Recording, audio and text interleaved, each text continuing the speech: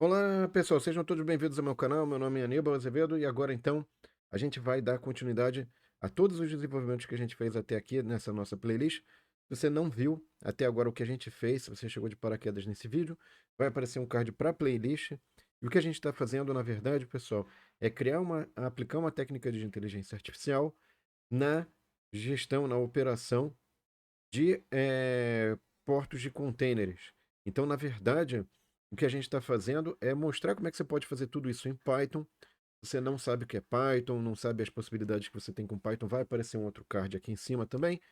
E, finalmente, então, por que que esta última aula, por que que justifica? A gente parece que tinha terminado? Não. Vou mostrar para vocês aqui como é que você pode fazer um programa que substitui uma parte do programa que eu tinha feito antes e ao invés de codificar manualmente, tinha uma série de funções ali, eu vou ter uma função que meio que gera aquelas funções. Entendeu? Então, basicamente, eu vou substituir todas as funções que eu tinha dentro do meu programa por uma função que gera essas funções. Como é que funciona isso? Vou mostrar no vídeo, então, tá? Então vamos à capa do vídeo, pessoal. Temos aqui. Por que que eu escolhi esse nome de Automata Startup? Vai ficar mais claro o processo com que eu gero as funções, e o nome que eu dei para isso foi Autômata. Então imagina uma startup que o código pode gerar mais código. Então, olha só que bacana, você imagina uma empresa, uma startup, em que normalmente você codificar é um trabalho complicado, e aí você fala assim, não, peraí, eu posso automatizar o processo de codificação, de criação de código, pelo menos uma parte dele. Isso pode ser, inclusive, esse código pode ser customizado de acordo com a situação que eu tenho, né? Eu posso mandar gerar, não, esse código que está funcionando aqui, não está legal, não está aderente com a situação atual. Então eu falo assim, olha, vamos fazer o seguinte, vamos fazer o código gerar outro código para ver se com esse outro código funciona melhor. Então imaginam startups em que o código é adaptativo de acordo com a situação. E por que autômata? Você vai entender agora nesse livro, tá? Nesse livro. Tem um livro que eu estou fazendo, que eu estou publicando pela Amazon, vai sair em breve. Temos a capa dele. Aliás, eu mudei um pouquinho a capa, mas enfim. Tá saindo livro, tá, pessoal? Vai estar lá na Amazon. Eu vou ver se eu deixo na descrição dos vídeos, não só os materiais, mas também o link para o livro. Enfim, a gente está finalizando aí.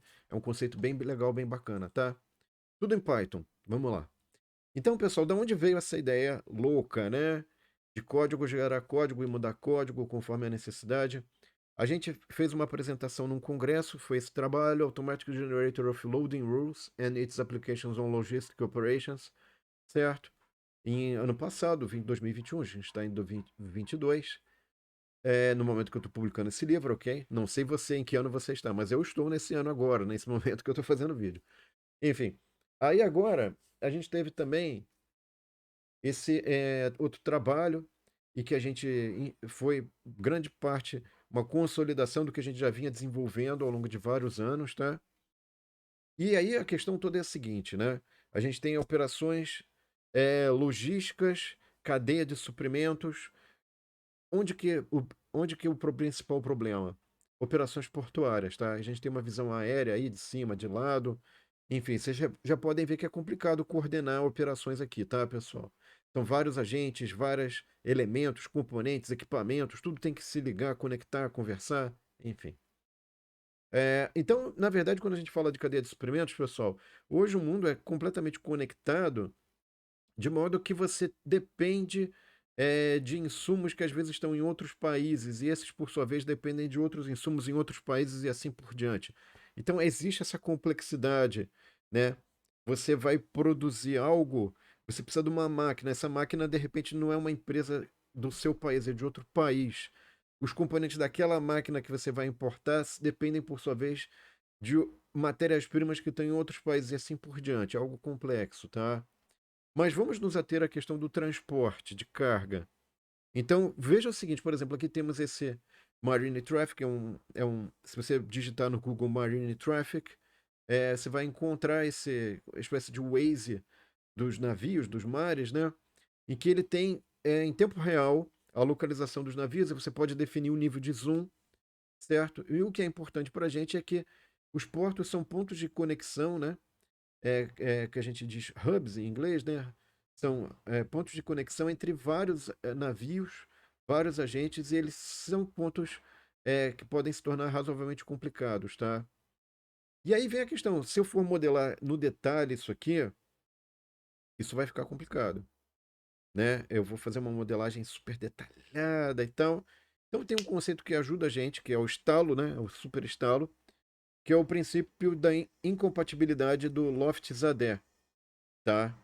Ele fala que de maneira informal esse princípio, a essência desse princípio, né, é a seguinte: a complexidade de um sistema vai sendo incrementada, vai aumentando, até que a nossa habilidade de fazer afirmações precisas e significativas sobre o comportamento do sistema vai diminuir, até que a gente atinja um limiar, né, a partir do qual precisão e significância ou relevância vão se tornar quase que totalmente mutuamente exclusivas. Características totalmente mutuamente excludentes ou excludentes, né? Não exclusivas, é excludentes. Então, pessoal, esse princípio aqui é um princípio que está falando o seguinte: se você ficar fazendo uma modelagem detalhista, né? Eu vou controlar cada agente em cada instante de tempo, o que está acontecendo com ele. Enfim, isso é algo que vai te levar a nada. Se o sistema for muito grande e complexo, como o que a gente está vendo, que a gente viu agora há pouco, tá? Então, pessoal, o que que acontece? O que que eu estou falando aqui? Por exemplo, eu posso estabelecer o seguinte: eu posso estabelecer que eu vou controlar meu sistema é, com regras, como eu já tenho falado aí nos vídeos anteriores, com if, then, else. Regras são basicamente isso, né? Mas eu poderia também usar números binários. Ou eu poderia usar sequências de números inteiros, tá? O que é um ponto interessante é que são coisas intercambiáveis. Mas do ponto de vista de entendimento, eu consigo muito mais entender um if then else do que usar variáveis binárias ou inteiras. Embora eu possa ser intercambiável isso, tá? E aí o que que a gente fez? A gente fez uma modelagem que a gente chamou de representação por regras, uma metodologia de representação por regras, que ela faz o seguinte: ela pega e entende primeiro quais são os agentes que você tem e qual é a relação que existe entre eles, tá? Seleciona os agentes que você quer estudar e como que eles operam e como que eles trocam informação também, certo? Muito bem. Aí, feito isso, o passo 2 é você, de fato, colocar essas operações, as possibilidades de operação em termos de regras, tá? E aí o que acontece? Como você tem muitos agentes, você pode ter diversas combinações de regras e você fala assim, olha, para essa combinação de regras, eu vou chamar uma simulação, que é o que a gente chama de uma simulação híbrida, porque mistura simulação de eventos discretos, ou seja, o que é uma simulação de eventos discretos? É quando que chegou, ou quando que ocorreu certos eventos. Ah, chegou o trem, saiu gente, entrou gente, né? Saiu navio, chegou navio. Esses são, então você vai ter os agentes, né? E você vai ter também os eventos, né? Muito bem. E aqui você tem um passo 4, pessoal. Esse passo 4 é que você vai testando diferentes combinações de regras, e a gente já falou aí de algoritmo genético, que gera combinações de regras aleatórias e testa, chamando a simulação, enfim, tá? Mas vamos lá, vamos detalhar melhor isso, porque de repente ficou muito abstrato. Então, quando eu falo de mapear os agentes, aí você tem um mapinha aqui e fala, olha, eu tenho navio, eu tenho guindaste, né? Então, navio é a coisinha amarela, né? Vamos botar aqui direitinho, ó. Então, esse aqui é o que a gente chama de navio, é uma versão simplificada do navio, né? Aqui eu tenho guindaste, tá? Então, eu estou mapeando os agentes, estou selecionando os agentes. Claro, eu poderia ter botado veículos, eu posso colocar os guindastes, né? Eu posso colocar os guindastes que operam no pátio, eu posso colocar o pátio. Você está percebendo? Então, eu posso ir aumentando a complexidade desse negócio e colocando as interações entre eles, tá? Aqui tem uma versão de dois agentes que eu selecionei, que foi o navio e foram os guindastes, e as interações que eles têm que realizar para que, por exemplo, eu consiga colocar e tirar a carga do navio por meio dos guindastes, certo? Então, isso aqui eu gero regras de carregamento e descarregamento, regras de movimentação dos guindastes. Deixa eu voltar aqui, porque parece que eu sumi. Assumi. Ah, tá pronto.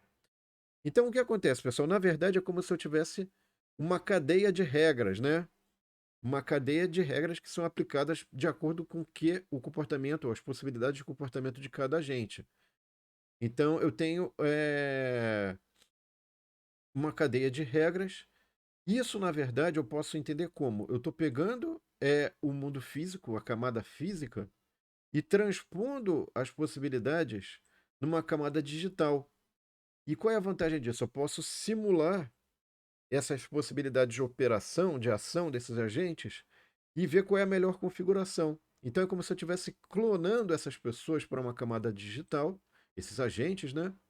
E clonando os comportamentos deles, ok? E passando para a parte digital, eu testo lá, vejo no digital, melhoro tudo que eu puder lá no digital e transponho. Posso fazer a transposição de volta para a camada física, ok? Então aqui, por exemplo, só para ilustrar, posso ter regras de descarregamento para o navio, agente navio. Para os guindastes, eu coloco a operação coletiva dos guindastes. Tem motivos para eu fazer isso. Eu tenho aqui também os portais, né? Movimentação deles.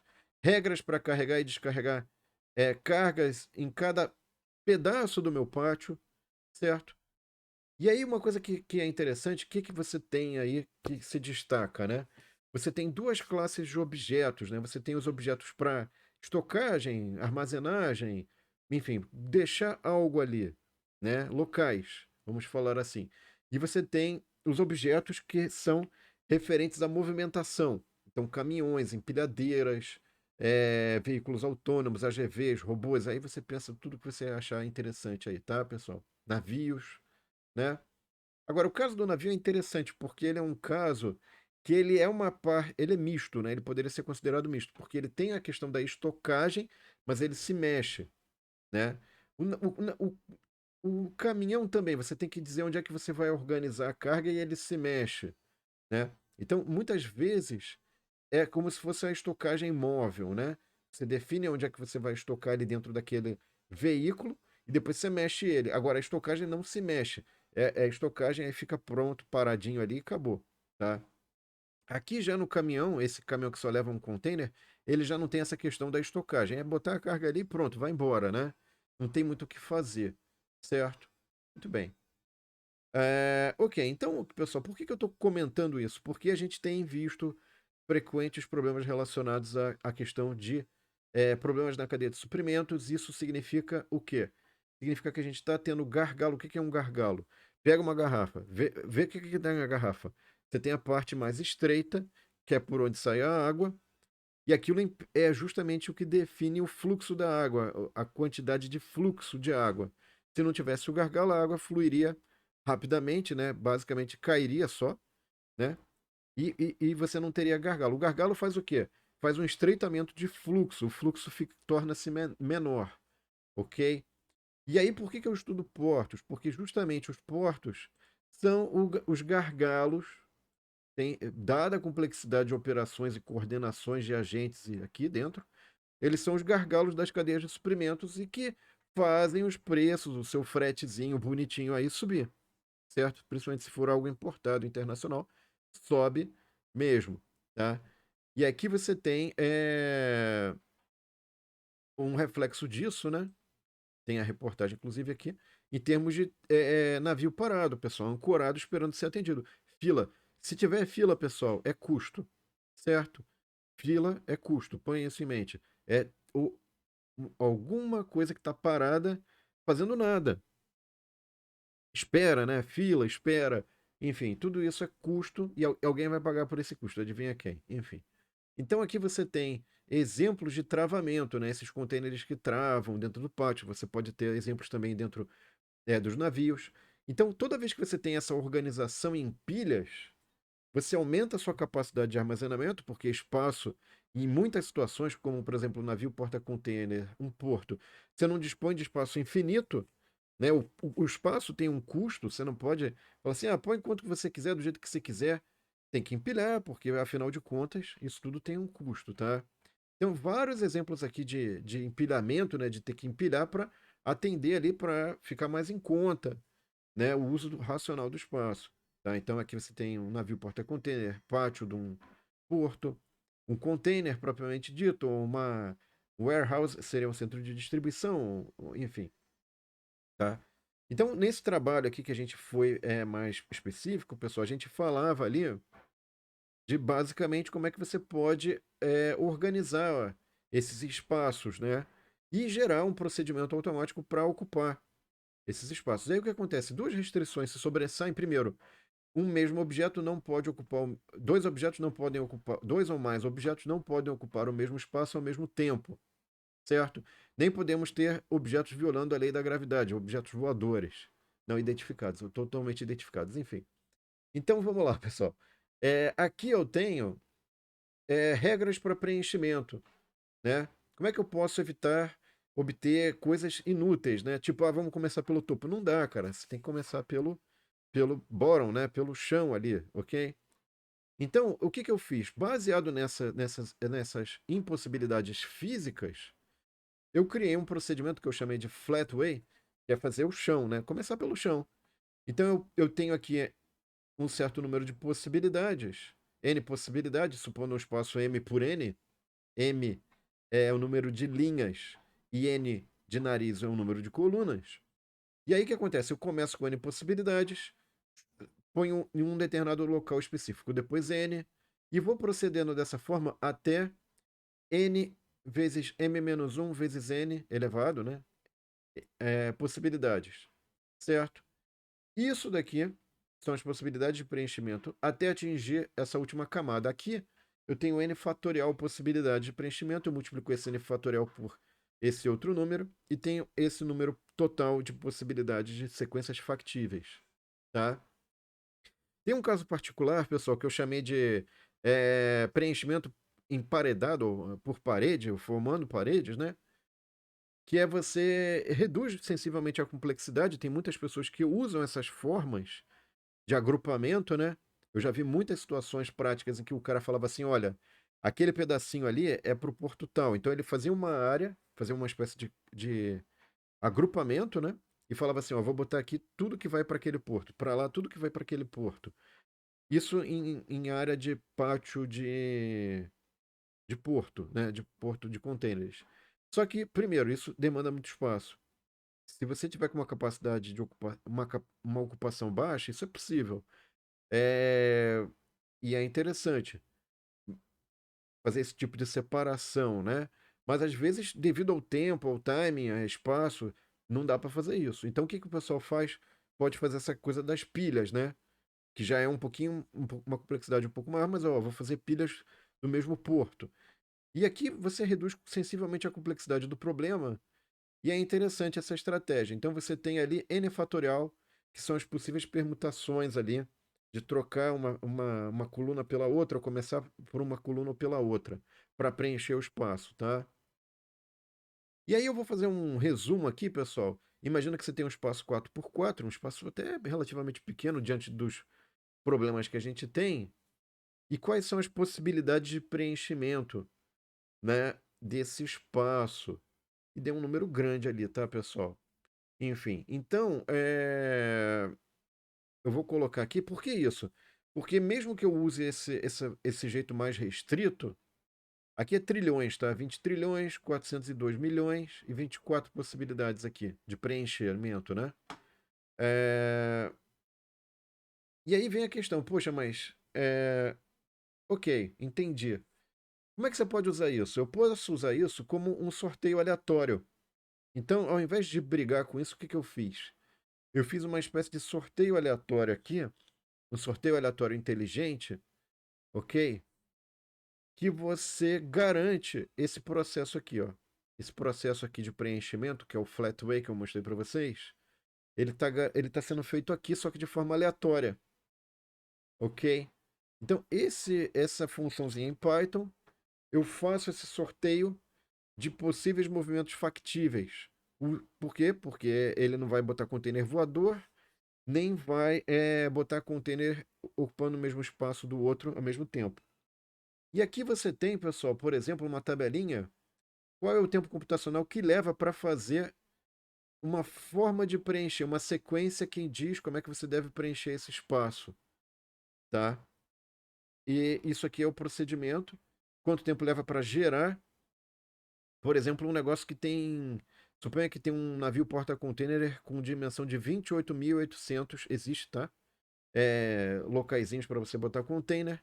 Eu levo 4 segundos para gerar aleatoriamente uma regra que preenche esse caralho. Você fala, ah, mas é muito tempo. Ah, mas eu posso gerar quantas regras eu quiser, posso botar vários processos em paralelo, cada um gera uma sequência diferente, tem formas de garantir isso, tá? E consigo, enfim, fazer muita coisa interessante. Isso aqui dá para, inclusive, botar outros aperfeiçoamentos. Isso aqui foi gerado no Google Colab, tá? Configuração bem básica, só para mostrar que é viável, tá? Regra de carregamento do navio. Então, só para dar uma ilustração do que seria isso, né? É você como é que você vai preencher o porta-containers ali com containers. E aí o que é interessante, pessoal, é que você, aqui, lembra que eu tinha um esquema de que para cada porto eu tenho um número inteiro associado às regras que eu devo aplicar naquele porto e eu simulo isso. O que significa simular? Você decodificar esse número inteiro em que significa em termos de funções de regra de carregamento e descarregamento e até mesmo de operação de guindaste. E é claro que eu vou obedecer todas essas regrinhas físicas aí de se você vai retirar um container, por exemplo, do topo laranja, você tem que tirar o laranja para poder tirar o amarelo, por causa da organização de fila. E na hora de devolver, não pode devolver no mesmo lugar que estava, porque leis da gravidade, ok? Então aqui você tem, por exemplo, dependendo das regras que eu gerei ou obtive, eu posso criar regras, por exemplo, isso aqui foi codificado manualmente, que minimizam o número de movimentos, ou minimiza a instabilidade, né? Enfim. E aqui está o jeito manual que a gente fazia antes, né? E é claro, aqui está apontando que isso aqui pode ser extremamente trabalhoso e você pode fazer bobagem, certo? Tem que fazer um monte de validações e demora um tempo e de repente, ah, não, mas eu queria de outro jeito essa regra, não ficou boa. E aí você fala assim, não, peraí, acabou. Não é necessário ninguém codificando isso. Claro, pode ter alguém, e você pode criar rapidamente. Isso aqui gera várias regras. Cada vez que você chama essa função, ele gera aleatoriamente uma sequência diferente de preenchimento. Isso aqui é um laço em que eu construo um dicionário e associo um número inteiro a cada sequência de preenchimento, a cada regra. A sequência de preenchimento, né? É basicamente você dizer em que posição que o container vai ficar em termos de baia, linha e coluna, seguindo, obedecendo, é claro, a questão da factibilidade, tá? Aqui a gente chegou a aplicar para alguns resultados para mostrar que funciona, né? Essa coisa aleatória. Então, como é que ficou o preenchimento do navio para a primeira instância, né? Você viu que ficou bem, enfim, diferente, né? Mas tudo factível, todo preenchimento factível, certo? Não tem nenhum container voador aqui, pelo menos, tá? Enfim, então aqui a gente estava naquela época, em 2021, pensando como é que ia incorporar isso dentro do que a gente já desenvolveu e falou enfim, de código ali atrás, em todas as nossas aulas anteriores dessa playlist. E conseguiu também colocar essa coisa do guindaste, operação, quanto tempo que ele leva para tirar a carga. Isso aqui a gente já explicou já em outras aulas aí, tá, pessoal? Como é que você incorpora mais equipamentos, incluindo aí o guindaste, como é que você modifica ou como é que você usa o algoritmo genético e a simulação, a gente já explicou.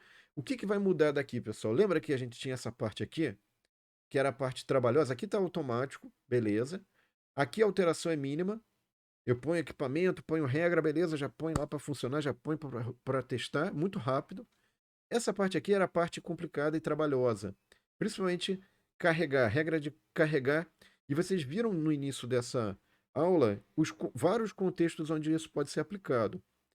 Então, se a gente tem um gerador automático de regras de carregamento, a gente resolve muito problema, pessoal, muito problema mesmo, né? Vários agentes dentro de um sistema de logística precisam desse tipo de orientação, de regra, né? Então, o que a gente fez? Ó, loading rules. Claro, tá faltando Quake Rain rules aqui, tá? Eu não tirei não, é que eu esqueci mesmo de botar um quadradinho aqui verde, uma escolha de cores não muito legal, mas enfim, Quay Rules, tá? Quay Rules, ficou péssima a letra, enfim. Então faltou aqui adicionar, mas esse cara daqui, ó, eu tenho um gerador aleatório de regras de carregamento, que me poupa um trabalho tremendo, tremendo.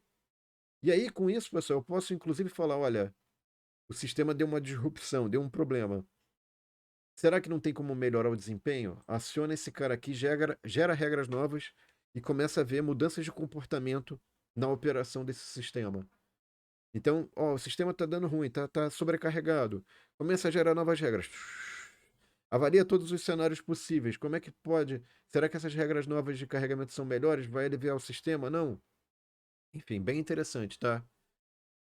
E aí, pessoal, uma continuação desse conceito aqui é que agora, então, a gente tem uma coisa muito próxima do que tem lá o autômatos celulares, né, que ficou bastante famoso com esse Game of Life do Conway, né, o matemático Conway, que é você bolar esse seu ambiente digital, e aí eu chamei de metaverso, porque tá na moda, né, ambiente digital metaverso, né?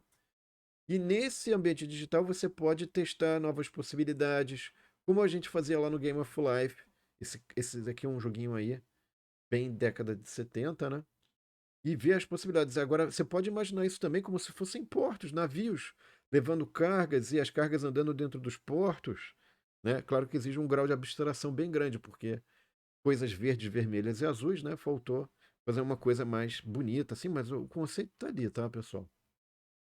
E aqui, pessoal, tem uma coisa legal também, que é esse New Kind of Science do Wolfram. Tem o link aqui, né? É um livro aberto em que ele fala justamente de você estudar os sistemas colocando regras e vendo como é que essas regras interagem com o sistema ou que padrões são obtidos. E não por coincidência, 20 anos depois a gente propõe esse conceito interessante aí. A capa do livro vai estar um pouquinho diferente, eu fiz uma pequena modificação, mas vai ser essa, tá, pessoal? Vou botar depois aí na descrição do vídeo. Se Deus quiser, vai aparecer na Amazon, tudo. E aí a gente vai ter esse conceito novo de Automata Startup, tá? A gente está planejando o segundo livro, tem esse título provocativo, né? Que é The Metaverse Meets Automata Startup, que vai envolver todos esses conceitos aí legais, tá? Web scraping, simulação, otimização, Self-Generated Rules Program, enfim, vai ficar bem bacana também, tá? Então é isso, eu agradeço, pessoal, espero que vocês tenham gostado, coloquem, curtam, comentários, sugestões, estamos aí à disposição. E é isso, pessoal. Obrigado por ter me acompanhado até este vídeo. Espero que vocês tenham se inspirado nele, que ele inspire coisas novas, maiores, melhores para vocês. É isso. Brigadão e até um próximo vídeo então, pessoal. Um abraço e até lá. Tchau.